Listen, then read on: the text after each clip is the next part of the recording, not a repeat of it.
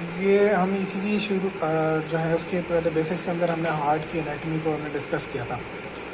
तो अब एनाटमी के बाद हम कंडक्शन की तरफ आएंगे और आज हम ईसीजी के कुछ बेसिक्स हम करेंगे जिसमें हमें नॉर्मल ईसीजी का ये पता चलेगा तो कैसी होती है। तो हमारे पास डिफरेंट टॉपिक्स हैं। ये ईकेजी मेड इजी बुक है जिससे हम आगे कवर कर रहे हैं। हम कुछ ज़्यादा हाई फाई नहीं कर रहे, बस इस तरह कर रहे हैं हम ईसीजी के अंदर डिफरेंट पैथोलॉजिकल जो पैटर्न हैं वो आइडेंटिफाई हो सकें। ठीक है, तो करंटली जो है हम पहला टॉपिक पढ़ेंगे इलेक्ट्रिसिटी ऑफ द हार्ट। हमने पहले ही बात की हुई है कि जो राइट एट्रियम है उसके ऊपर साइनो एट्रियल नोड होता है। साइनो एट्रियल नोड से जो है एवी नोड की तरफ जो है वो जाती है, इम्पल्स जाती है। ठीक है, और एवी नोड से फिर वो सेप्टम में जाती है।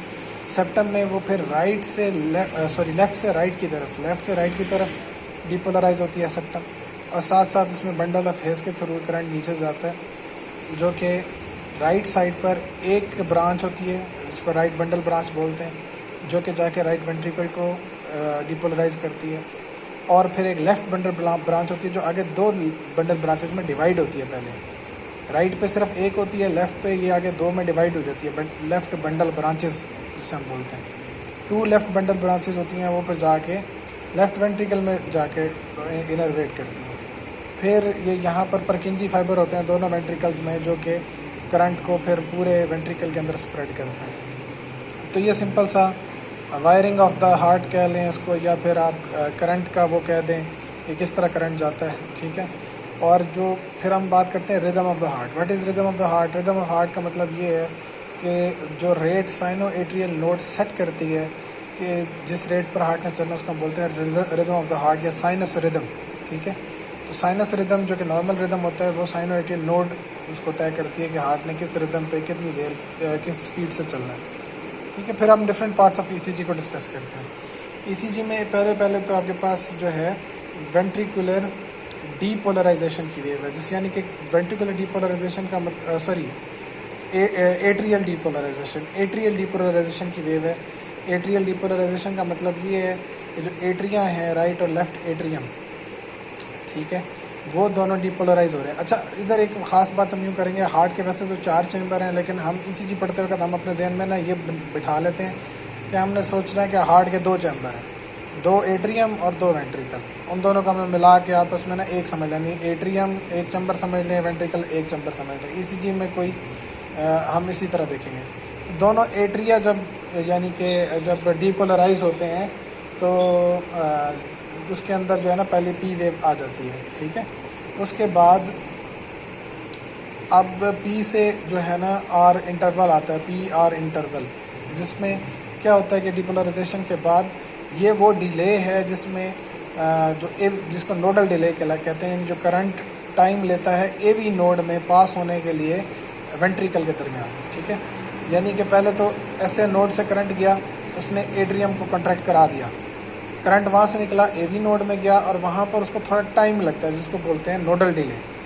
नोडल डिले जो होता है वो होता है पी आर इंटरवल, पी और आर के दरमियान। हम आगे इंटरवल्स के बारे में बात करेंगे, इंटरवल क्या होता है। ठीक है, अच्छा, पी आर इंटरवल। फिर उसके बाद आता है Q R S complex. Q R S complex जाहिर करता है वेंट्रिकुलर डिपोलराइजेशन को, क्योंकि वेंट्रिकल एट्रियम से बड़े होते हैं इसलिए तरह बड़े साइज़ की वेव होती है। उसके बाद जब सारे की सारी मायोकार्डियम यानी सारे का सारा मसल जब वो डीपोलराइज हो जाता है तो ईसीजी फिर बेस लाइन को टच करती है। बेस लाइन बड़ी ज़रूरी है, इंपॉर्टेंट ध्यान में रखना है। 0 लाइन पर जो ये बिल्कुल सीधी बेस पे पड़ी हुई है ना, ईसीजी एक सीधी लाइन में पड़ी हुई है, इसको बोलते हैं बेस लाइन। ठीक है जी, बेस लाइन जो है ना वो ज़ाहिर करती है आइसोइलेक्ट्रिक लाइन को, यानी यहाँ पे कोई करंट पास नहीं हो रहा। जब सारे की सारी मायोकार्डियम यानी सारे का सारा मसल हार्ट का जो वेंट्रिकल्स का बल्क है वो जब डीपोलराइज हो जाता है तो हम उसे बोलते हैं कि जनाब ये अब जो है ये अब बेस लाइन को टच कर जाती है दोबारा। ठीक है, बेस लाइन को टच करने के बाद डीपोलराइजेशन के बाद रीपोलराइजेशन की वेव आती है। रीपोलराइजेशन,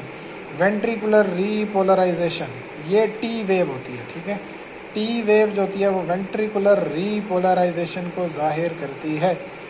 बाज़ इसी चीज़ में, सब में नहीं, बाज़ इसी चीज़ में एक स्लाइड सी छोटी सी वेव टी वेव के एंड के साथ बिल्कुल जुड़ी होती है जिसको यू वेव बोलते हैं। कुछ इसी चीज़ में ये नज़र आती है, कुछ में ये नज़र नहीं आती। अगर तो एक पॉजिटिव टी वेव के साथ पॉजिटिव टी वेव के साथ, फिर रिपीट कर रहा हूँ, पॉजिटिव टी वेव के साथ एंड पर एक छोटी सी यू वेव जुड़ी हो, एब्सोल्युटली नॉर्मल होती है।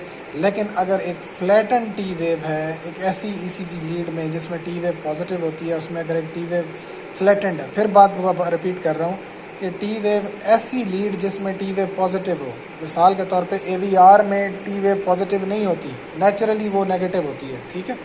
लेकिन अगर आप एक ऐसी लीड ले लें जिसमें टी वेव पॉजिटिव होती है, मिसाल के तौर पे कोई जस्ट लीड ले लें, लेट्स से V3 ले लें, V4 ले लें, जिसमें टी वेव वैसे ही पॉजिटिव होती है, अगर उसमें टी वेव फ्लैट हो जाए और उसके बाद एक यू वेव आ जाए, फ्लैट का मतलब ये इसका ये कर्व ना रहे, ये ज़्यादा फ्लैट हो, ठीक है, छोटी सी टी वेव हो, फ्लैट लंबी सी, और उसके एंड पे एक यू वेव हो, तो ये पैथोलॉजिकल हो सकती है। फिर इसको हमने देखना होता है कि ये क्यों है, ठीक है। और नॉर्मली अगर जब ये एक proper dome shape T wave हो, उसके एंड पे एक छोटी सी यू वेव हो, तो ये नॉर्मल होती है। और ये यू वेव ज़ाहिर करती है पेपिलरी मसल्स की डिपोलराइजेशन को, बहुत कम नज़र आती है, लेकिन कभी कभार इसी चीज़ में नज़र आ जाती है। क्यूआरएस कम्प्लेक्स के हम पार्ट्स की बात करेंगे। पहला पार्ट तो ये है कि जो छोटी सी बेस लाइन से नेगेटिव डेविएशन है, इसको बोलते हैं हम क्यू वेव, ठीक है, क्यू वेव।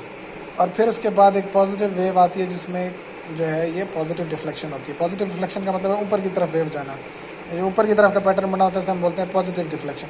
पॉजिटिव डिफ्लेक्शन होती है, उसको बोलते हैं आर वेव, ठीक है। आर के बाद फिर एक बड़ी सी नेगेटिव डिफ्लेक्शन होती है, उसको हम बोलते हैं एस वेव।